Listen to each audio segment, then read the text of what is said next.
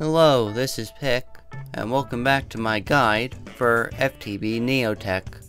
Today, we'll be doing a lot of automation, so without further ado, I'm making paper. There are many ways to make paper in this pack, but I don't quite have the largest sugarcane farm. So, to bootstrap paper production, I can take a log, macerate it into pulp, and mix it with water, and there you go, I'm making paper.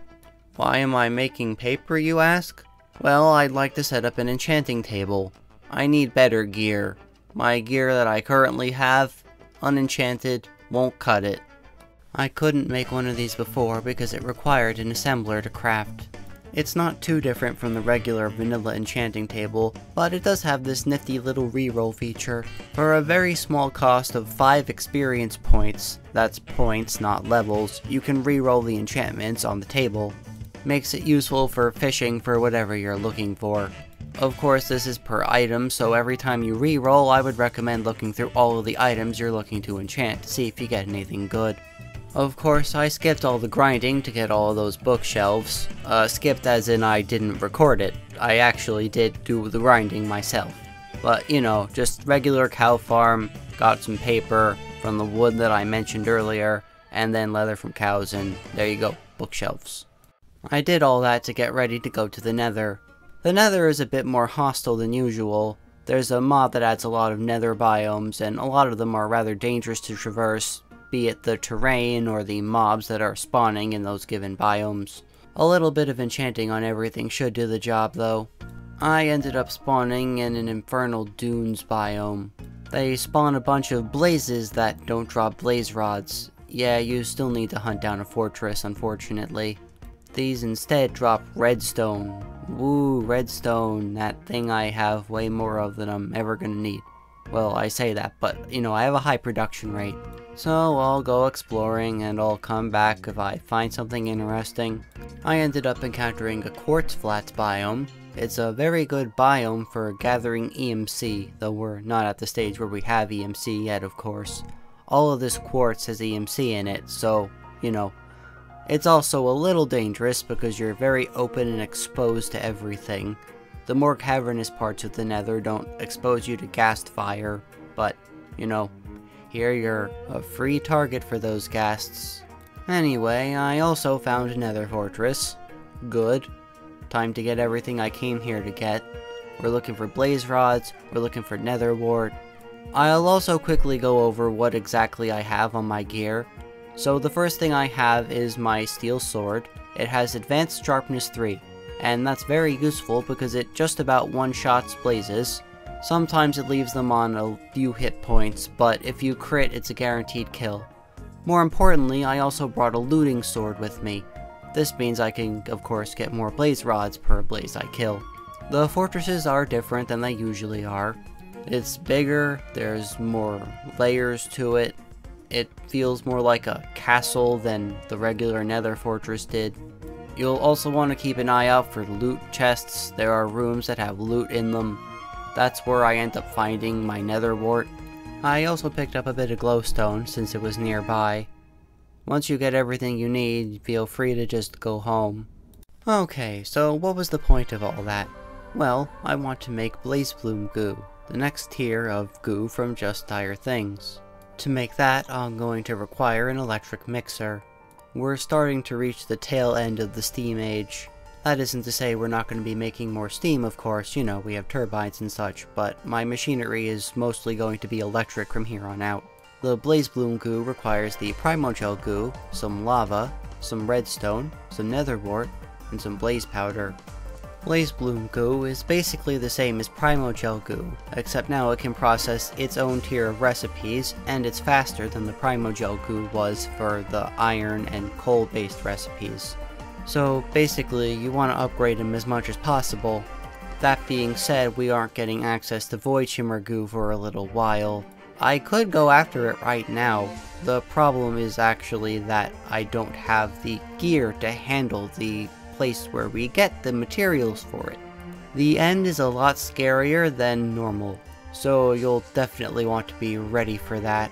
Blaze Gold does open up a number of new crafting opportunities though, so that's why I'm going after it now. I'll be using a good amount of it coming up. By a good amount, I don't really mean like a stack or anything, I just mean like, you know, maybe like 16 to 20. Same rules as ferric ore and primal coal though, no fortune on those.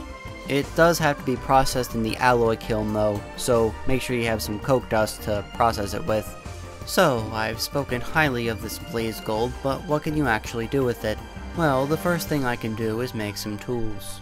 I skipped over the ferric ore tier of tools because I didn't really need them.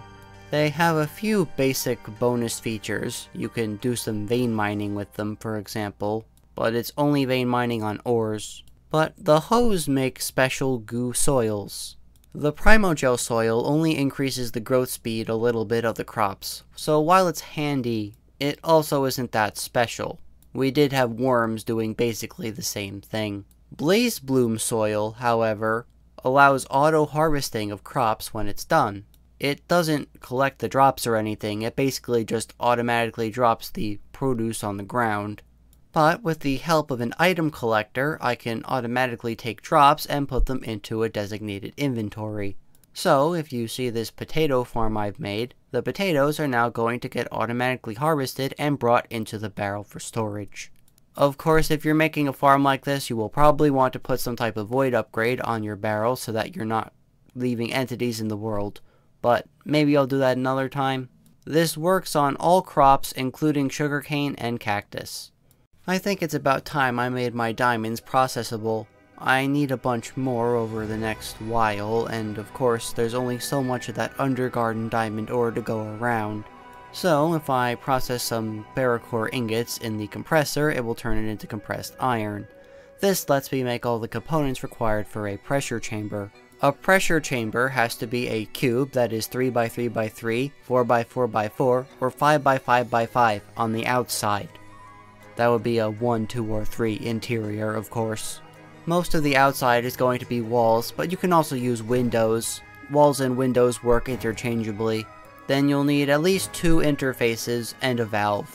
The valve is where you connect your air pressure and raise the pressure of the pressure chamber. In order to generate pressure, you're going to need an air compressor. Right now, what's available is the basic coal-powered one, but we have infinite charcoal, so not an issue. You can make the small one if you want. I went right for the big one. While the bigger one takes much longer to fill, it also takes much longer to drain, so it maintains that pressure for longer. It's like a big battery. I believe with the math I did, it only takes 135 charcoal to fill up the entire pressure chamber. Each charcoal makes 16 liters of air, and then you have the volume of the pressure chamber at 432,000 divided by 16,000 gives you 27. That's how much it takes to go up 1 bar. Then to go up to all 5 bars, you need 135. Because they're pretty cheap, I'd recommend making a bunch of them. There are also safety mechanisms you can use to stop the system from discharging or bursting. I don't need them right now, but you might want to install a safety tube module or a safety upgrade or something when you get a chance. Especially if you plan on automating more with Pneumaticraft than just making some diamonds. I can spend my diamonds a little more frivolously now, because I have a much easier way of getting more of them. So I made an advanced feeding upgrade. This means that if I have food in my backpack, it'll automatically feed it to me. I don't think it has any fancy ways of making sure you eat varieties of foods, but oh well. Now I don't have to take food out of the pack and eat it myself. As of the Nether trip, I haven't really been worrying about food variety anyway. I don't know how well that mod works, as even though I was eating numerous different foods, I wasn't really getting super buffs. It all just seemed the same, single extra heart and some regen. The rate at which my singular steam quarry was making ores just wasn't cutting it though. So what do we do about that? Well, we make another one, of course. Thankfully, by sharing one of the sides, we can save a lot on materials. I just needed to make sure that the ports were rearranged so that that could work out. By the time I need to actually make a whole bunch of these quarries, I'll have bigger ports, which means I'll have enough room to put them all linearly. Not that steel will be much of a problem in the late game, but you know, early. Also, I didn't mention it before, but if you shift right click with your Dyer tools, it will open a menu that allows you to turn on or off any of the special functions. You know, in case you don't want to deal with hammer when you only want to break 1 block. You know what else I don't want to deal with? my mobs. I can make a Magnum Torch with the diamonds I now have access to, as well as the blaze powder from the Nether. That way, this Magnum Torch that I made will prevent mobs from spawning in a decently wide area. The different types of Magnum Torches also keep different types of entities out. The diamond one is for hostile mobs. While we're on the topic of useful things to make, a shrinking device. The shrinking device will allow me to shrink my size, or grow I guess if you really want. By shrinking, I can fit inside tiny block caps. Of course I'm going to need to charge this though, so I'm going to make a low voltage storage unit. Storage units take in from all sides except for the side with the square on it. The square side is the output. They'll store power, and if you right click on them with any item that can accept a charge, it will completely charge the item, with the energy inside the battery. It's nice not having to deal with waiting for items to charge when you already have all the energy. So if we right click with the shrinking device, we can open its GUI and change the size that we're going to change to. You can go up or down. I don't really have much of a use for getting bigger, but getting smaller is very handy. Once you set your size, you can shift right click with the device to actually change your size. Note that your jump height stays the same, but it does make your hitbox bigger, or smaller, depending on which direction you change to. Again though, the handy part of becoming small is that you can fit in cable gaps. So you can just walk around in your cable networks behind the walls. Kinda like you're just a mouse or something. Alright, let's make an electric compressor. The steel compressor is getting to be a bit slow for me to want to keep using it. Let's go up to electric, shall we? The electric compressor is going to have a higher base crafting rate than its steel and bronze counterparts. In addition, of course, it has a few recipes it can do that the others can't, but the main benefit is that it has that overclock mechanic. The more of a single crafting component it makes at a time, the faster it's going to go. Ultimately, you're going to want separate machines for each of the things you want to craft. Because of this efficiency, it actually gets pretty fast to craft stacks of plates at a time.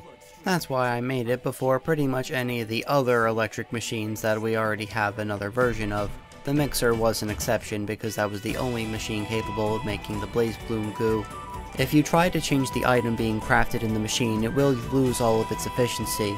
In addition, that will happen if it simply can't craft it due to an output being full or an input being empty. Because copper has such a high output compared to the other ores, I've decided to move tin into the same line as gold and iron. This is still going to have throughput issues, but once I start giving everything its own dedicated ore processing lines, that won't be an issue in the first place anyway. I think it's a little more balanced having it with the copper on its own line though. Here's a benefit of those blaze gold tools, by the way. With that auto smelt feature they have, you can instantly get glass from sand, so you don't have to smelt it in the furnace. You can also repair them by throwing them into lava. As long as that's enabled, of course. Now I can start getting some dedicated machines for automation. I've gone ahead and made a compressor and a wire mill. These together can produce copper wires. In order to set this up, I'm simply running some item pipes and tin cables and hooking them up to each of them. Because these machines are dedicated to specific recipes, it's a good idea to make sure you lock the slots of the recipes for dedicated machines. This ensures that the machine doesn't get clogged with things it shouldn't get clogged with. Theoretically, all you should have to do is whitelist the inputs on it, and then maybe an output if there are multiple recipes in that machine with those inputs. But I like to do all of the slots as well as the item pipes just in case. A blacklist on the item pipe should be sufficient if all you're planning to do is do the input locking. But again, this makes sure that there are no hiccups in the logistics. I'm also going to set the priority for each of these to be 1. That makes sure that automated machines are getting filled up before the buffer. I will be reorganizing a lot of my priorities when I have dedicated storage for all of my items, but for right now it is what it is. Remember that all of my item pipes are hooked up to each other, so everything from the ore processing is getting sent into these automated machines. That's the beauty of these pipe systems. They can be extremely large and extremely versatile. As previously stated, you can farm sugarcane and cactus on Blazebloom soil. Just making a farm for sugarcane because I'll be using that to make paper. The next thing I'd like to automate is rubber sheets. There are of course a number of inputs required for this, but I'm just going to steal some water off of the boiler input. Then I can plug in some coal coke via item pipe and of course some power. Remember that if you lock both of the output slots, it's not going to craft anything unless you whitelist it to what it's supposed to be making. And coke dust is being made directly by putting coal dust through the coke oven. I've routed the raw synthetic oil over into the blast furnace, and that's getting turned into regular synthetic oil. Here is where I'll put another electric mixer. Of course, I'm also making sulfur via ore processing, so sulfur dust is being imported. By setting a higher priority on these automated machines, it will fill them before it fills the buffer that's supposed to be the storage. Because I don't need to make rubber sheets too quickly, I'm just going to make them in the same machine that I'm processing the oil in. The sulfur can be used to turn the synthetic oil into synthetic rubber. Then you pipe that out and back into the machine and it enters the input slot, where it then gets combined with paper, which I haven't inserted yet, and then turns that into rubber sheets. It's an especially handy trick when you're trying to save material costs, as we don't have machines automated yet. Yeah, we'll get to that point, not this episode though. Oh, also, if you're piping something out and back into a machine, you don't need a whole set of pipes for it, you can just have the pipe connection be in-out. There, it just pipes out the fluid, and then pipes it back in. Isn't that convenient? It's not all that different from the logic we use for item pipes, except for the item pipe network being one big network, and this is just a singular pipe. I set up a separate compressor for both tin plates and gold plates. In addition, another wire mill for fine copper wire. Now that I've discussed all the principles, I don't have to go through the whole thing in detail. So let's chat about the assembler. Because we don't have very many assemblers right now, and robot arms are a little expensive, we're going to be playing economy. Simply put, we're going to use each of the 3 different outputs so that we're running 3 recipes in one machine. This is best practice when used with recipes that share components. In this case, both analog circuit boards and capacitors use rubber sheets, so we are effectively saving a slot in a machine by having them share. It can only craft one recipe at a time anyway. For circuits in particular, this will not hold up in the late game, but it's very good for the early game. Of course, I'm going to have to filter the assembler for every single component in this. Perhaps you want to just do the input and output locking in this situation, though you will definitely want output locking because you have 3 different slots you're working with. And all of these machines are going to have item pipes set to in-out mode. I'm actually already almost done with all the micro components I need to make analog circuits. I just need to hook up steel rods, which means I need to automate lubricant. By using the scroll wheel on any locked item slot, you can also set the maximum cap for items allowed in that slot. What that means is you can restrict the total output stored in the buffer of a machine, or the input buffer, to make sure you're not wasting materials that are a little harder to get. And as I've stated before, efficiency only works for one recipe at a time. It will completely lose all of its efficiency if it tries to change recipe for whatever reason. Lubricant mixer has been set up by the coke ovens. I could have put this anywhere along the line because I'm going to have to run pipes to move things from one place to the other anyway. But now I just have to lay some pipes down and bring it all the way up to the floor where I'm going to be making all the cutting machines. Okay, that should do it for the first cutting machine.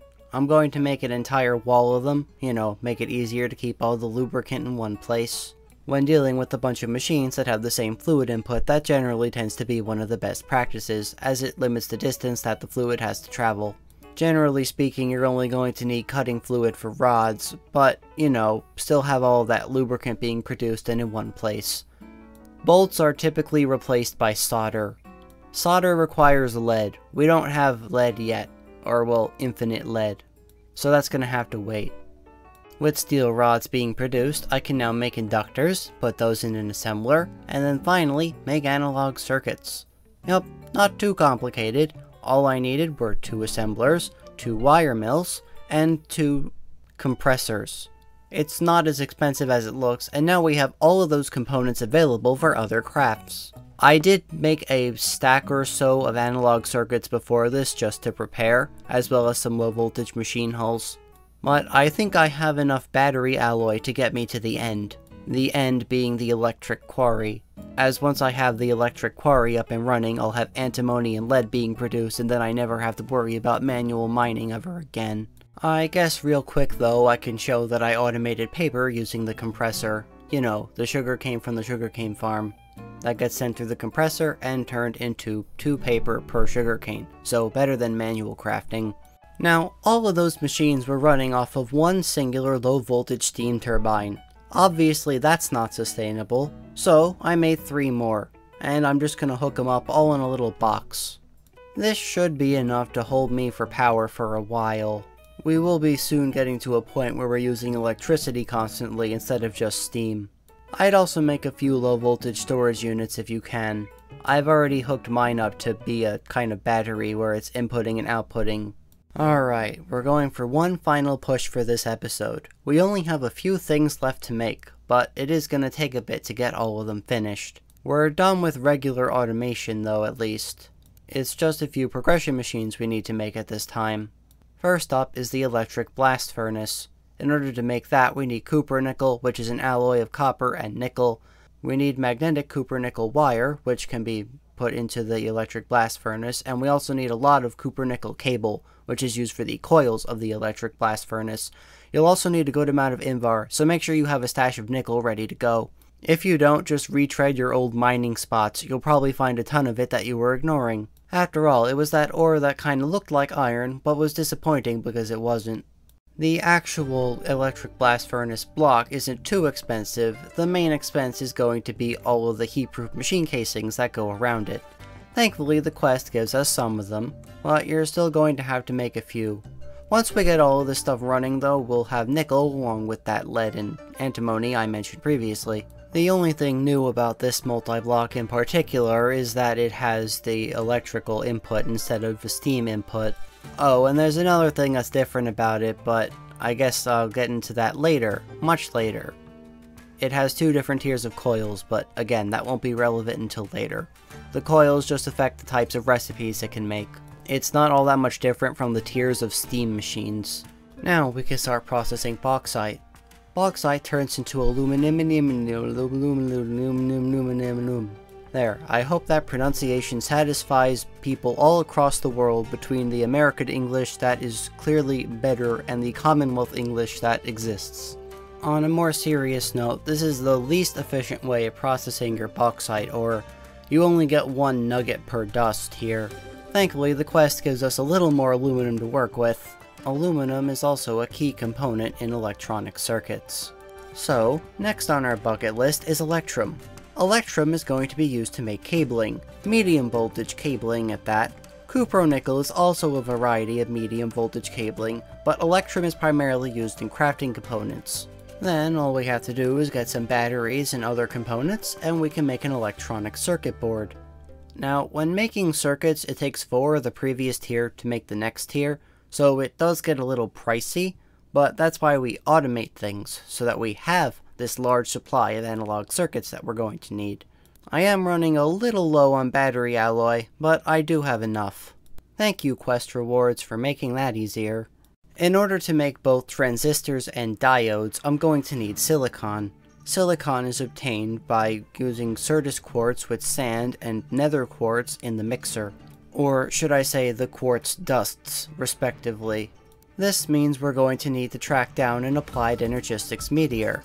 But we also need a way to bring back the budding Certus that we find, and I certainly don't want to break it with a pickaxe. What if we find a flawless one? That's where the swapper comes in handy, from Just Dire Things. It'll swap any 2 blocks in the world. Air is included in that, of course. After we make our first one, the quest will give us a second one. Then we just need a lever and a Vericore wrench, which the quests also provide. If I'm tracking down a meteor, of course I'm also going to need a meteorite compass. Simply put a regular compass from vanilla through the polarizer. Follow it and you'll eventually find a meteor. Meteors are usually sticking out of the ground, but you can also find them buried. Just go until the meteorite compass starts spinning around, then you'll know you're in the right chunk. Dig into the meteor and you'll uncover the hidden budding Certus. To link 2 swappers, right-click on one of them with the Vericore wrench. This stores the linking pair, and then you have to right click on the other swapper. They should maintain the link even if you break them. Then all you have to do is give it a redstone signal, make sure you're targeting the block, and it should switch the two positions. You might want to load the chunk just to be on the safe side. Boy, was I lucky with this meteor. It has 9 flawless budding Certus in it. It's almost like every meteor in this pack spawns with 9 flawless budding Certus. Isn't that convenient? I sure was lucky. You can also mess with the targets in the settings, particularly for the rules about entities. If you use the entity rules, you can make a teleporter for yourself. Simply stand on top of or in front of the swapper as long as the player is in the configuration, and you'll teleport between the two. Going back and forth is much more convenient when you can teleport. But that was obvious. Now I'm going to kill some time by crafting some other things I wanted to do today. I want to wait for the budding Certus to grow, so I'm going to have to be patient and do something else. In this case, I'm going to prep some steel drills. My end goal today is the electric quarry. Wouldn't you know it though, we already have most of this stuff already, and anything we don't have is something we can easily make. Don't you just love having infrastructure? This is so nothing that I'm not even going to show the crafting process, just know that I made some steel drills. Okay, Certus is done. I enchanted a fortune pickaxe in the meantime. This way I can get the most out of this initial bud of Certus. If you're curious, I'm just past 30 hours currently of playtime. I don't do any significant amount of AFKing. If I do, it's usually a mistake rather than on purpose. And so I can grind this Certus down, combine that with the quartz dust and the sand, and I can get silicon dust. You'll want some of this for batteries, and some of it for silicon ingots, which then get turned into plates, which then get crafted into diodes and transistors. And there we have electronic circuits. Now, because of the quest reward, I can claim more electronic circuits and spend less resources. So I should have everything I need to power through to that electric quarry. Now that we're entering the medium voltage age, well, that's kind of a joke, honestly. I guess progression-wise I'm entering medium voltage, but infrastructure-wise I'm not really close to that. I'm still way in LV. The point is, though, that we will be able to condense down our quarrying, and it'll be much more compact and convenient. So if I swap out the main block of the quarry, I can turn it into an electric quarry. And of course I have to swap out the steam input for an electrical low voltage input. I would make sure that you can change your system around fairly easily, because we are going to be switching things up to MV at a later point. Though this isn't the final home for these quarries, so I guess I won't have to worry about that too much. The quarry uses the same efficiency mechanics as any other electric machinery, so as it processes it's going to make things faster. Of course that also means it will go through its drill inputs faster. Pretty much every ore we didn't have automated before is now automated in this electric quarry with steel drills. The only things missing are things we don't really have a use for yet, and things that are just kind of rare in general. We don't really have any use for fluorite or iridium yet. That's not for a long time. The main things here are the antimony, lead, and nickel, as well as diamond and emerald ore, I suppose. And some more bauxite, and osmium. You can't find osmium when mining. But yeah, now I can run both of these quarries in parallel. Of course, you can use bronze drills in the electric quarry once you get to that point. So, with that finished, I guess we're done for today. We got a lot done, some automation, some progress, you know, how it usually is. So, this has been Pick.